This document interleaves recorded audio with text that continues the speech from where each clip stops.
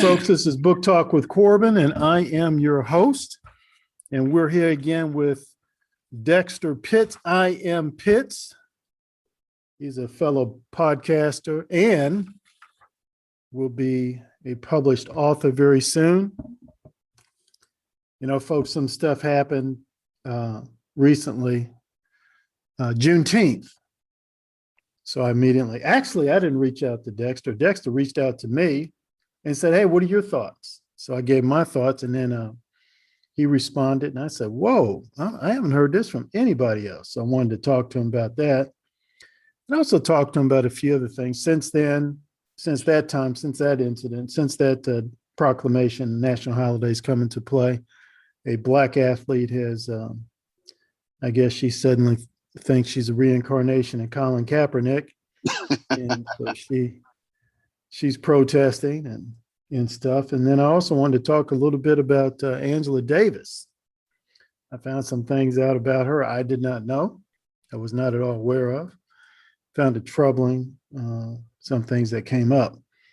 But this is Book Talk with Corbin. I'm your host. Guys, go to my website, booktalkwithcorbin.com, and you can make donations there and see my other great interviews, including a couple of interviews we've done with Dex. Dex. Corbin, what's up, my man? Hey. So share with us your whole thing on this new holiday we got. I know it's one more day off. I think it's a paid day off, but I wouldn't know. I'm an entrepreneur, so it don't matter to me. Yeah, I'm not getting any extra money for working that day. I am no longer working in the Fed, so it does not count for me money-wise. But, right. Man, here's the deal, what we have to look at with Juneteenth. And this is what I spoke about it on my podcast briefly, is that did the Democrats do this for a political ploy, potentially? Yes. More than likely, considering politics in this day and age, you can't tell me that they did not do it. However, this is something I feel Juneteenth is something that should have happened a long time ago, but man, I feel like we have started splitting hairs in this country and making everything a political issue. And the truth is, there's all this infighting now. And there's people saying that, and the conservatives saying that Juneteenth is garbage and that we don't need it. But, it's making it where there's no longer the 4th of July. And I don't think that's the case, man. I think everything has a place.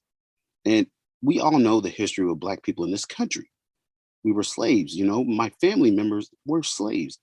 And I really believe that Juneteenth is a good thing to have. Now, regardless of how the Democrats did it, my only issue is how they named it.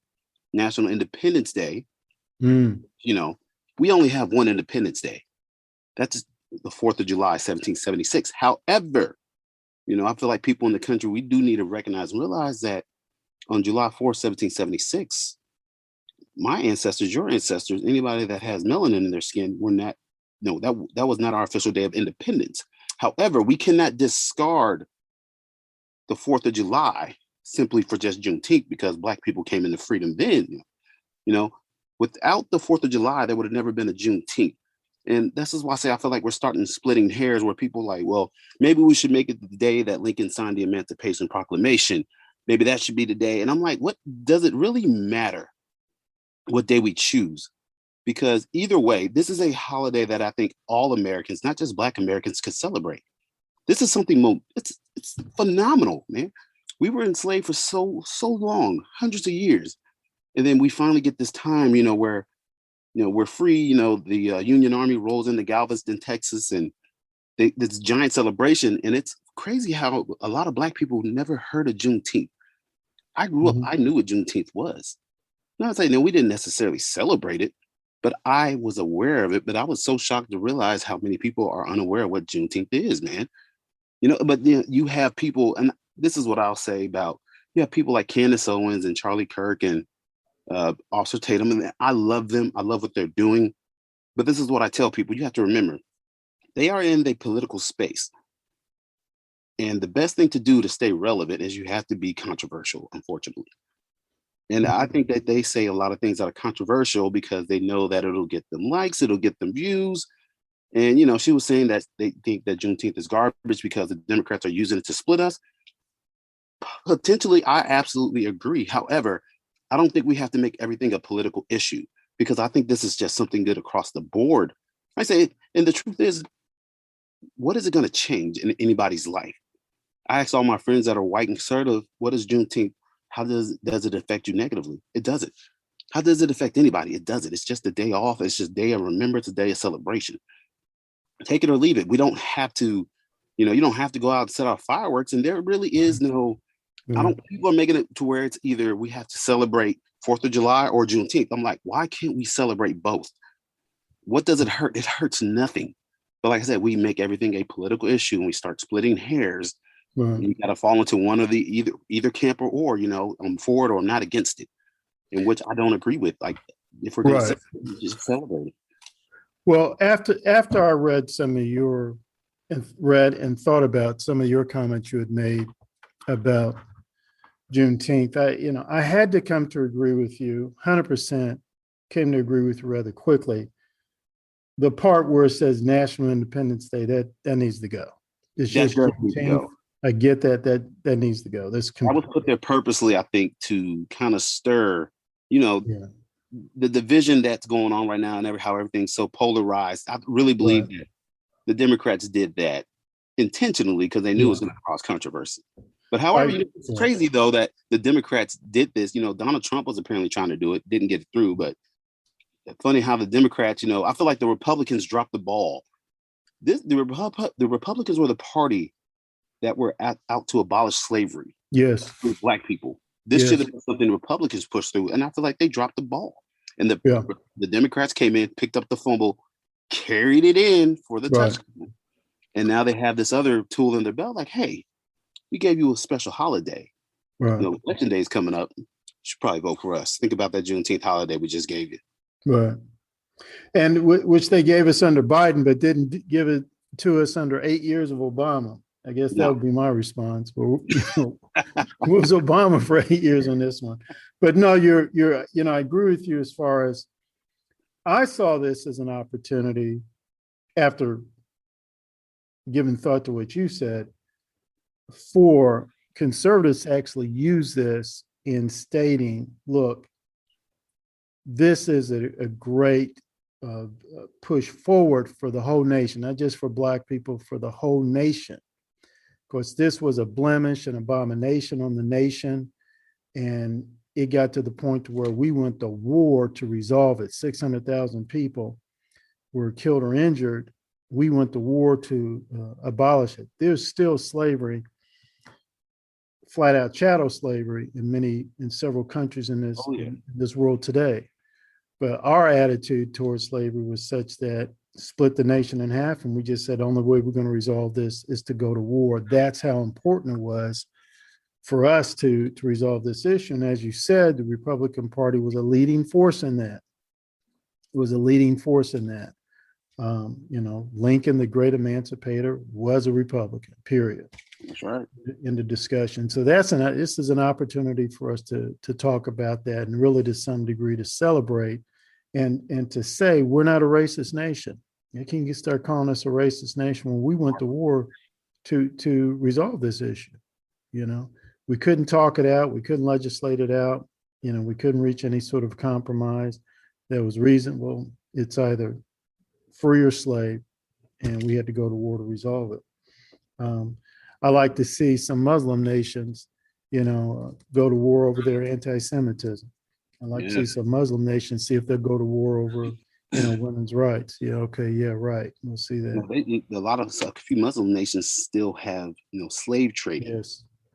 Yes, it's true. Absolutely. Here in the 21st century, we are still dealing with slavery, human trafficking, right here. That's why I no longer bring up this whole issue of reparations and for Black folk over slavery, because there are slaves right here now. And as a Black man, I should be embarrassed to say, I want reparation for something that was abolished back in 1863 when there may very well be some sex slaves right here in the city of Louisville and other parts of the Commonwealth of Kentucky in the 21st century. Why should people today have to pay for the mistakes of what people yesterday did? in my book, I put this one part in there. Like, how would you feel if you were born into this world? You did nothing wrong. And then all of a sudden, somebody snatches you up and throws you in a cage and is like, hey, why? You're going to serve 20 years. Why? Well, your great grandfather did something. He's not alive, but guess what? You're going to do the time since he's not here. Right. You will be angered. you will be beside yourself, man. Like, why do I didn't do it. Right. So why should everybody have to pay? But, that's when it gets into the whole, critical race theory. And then, we start going down that road of, money has been passed down from generations to generations and all that. And I'm just like, at what point are we going to learn, as Black people, we have to learn to forgive, the past and let things go, man. And brother, I think that's, I agree with you on that too. And also, I think as Black folks, we need to understand that we have waged a struggle and won that struggle. We have waged a struggle and won that struggle. We are no more than 15% of the national population. Now, if white folks really wanted to be ugly about it, they say, look, you're a minority. We're going to ignore all your stuff and just really go in there and pound you. But we struggled and changed not just legislation, but their conscience. Yes. They're conscious. We changed their moral compass to the point to where we, black folk can play that race card and them white folks get upset and guilty and start throwing checks at you. Yeah, they're scared. But you know what I tell people, Corbin? Like, man, the word struggle, and I tell a lot of Black people this, we do not own struggle. We are not the only race of people that has struggled. The Jews have been mistreated since their inception, man. Right. I'll tell people, the Indians, what do you think happened to them when, the Europeans first got here? Mm-hmm. There's been slaves all over the place, and there's still slaves today, like we said. Yes. We don't own the struggle. We don't have the corner market on struggle. It ain't just us. Right. I'll tell them, have you talked to Black people in Africa? Yeah. When they come here, they feel like they won the lottery. Right. That's true. That's true. I've spent a lot of time in African nations when I was working as executive director for a nonprofit group. And brother, let me tell you something. One thing I've noticed is that they love that U.S. dollar, and they were always looking for that opportunity to come to the United States. That's right. Other thing I noticed is that a lot of them African students, I don't care if they're from West Africa, East Africa, I don't care if they're from Kenya, Cameroon, Botswana, Swaziland, I don't care whether Ghana, Nigeria, I don't care where they're coming from. They come to the United States, 90+% of them stay. Oh, yeah. and you'll bump into them 10, 15, 20 years later. There's their wife, their kids, their house, and they ain't thinking about going back. Maybe for a visit, but to live, no. They ain't trying to hear what Marcus Garvey got to say. Right. Right. Yeah, man. Yeah, you better believe that. And it cracks me up, man. It cracks me up all the time. And, a lot of these local Pan-Africanists, I noticed they never invite me to go to their events, and then they put on their little dashikis and stuff. Because, I'd say to them, dude, be honest with you, I really didn't see a lot of them folks overseas in African nations dressed like that. Maybe special occasions, yes, but on a daily basis, no. And you talk all this stuff about raising a village and all that. Yeah, okay, whatever. Sounds nice, but when I was over there for weeks at a time, I wasn't hearing that. I wasn't seeing that.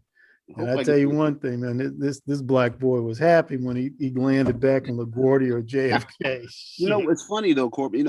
I tell people that all the time. You will never meet a more patriotic person that loves America than somebody who was not born here, immigrate here, and has to go through the process to become an American. Right. Because they appreciate this place, man. I was talking to a guy from Iraq the other day at work, and this dude was like, man, I just love being an American. America, this and that. And I was like, man, you ever go back home to visit your family in Iraq? He got a face like, for what? That's what he said. It's like, why would I want to go back? I was like, your family's still there. He's like, I don't care. He's like, no, I'm staying. They appreciate, they know what we have here, but like I said, we're those of us born here that have never been outside of here and experienced life outside of America. We don't know how good we got it. Yeah, that's So true. therefore, we don't have problems here. We create our own problems and make up our own problems. Mhm. Kind of like that the old girl from the Olympics.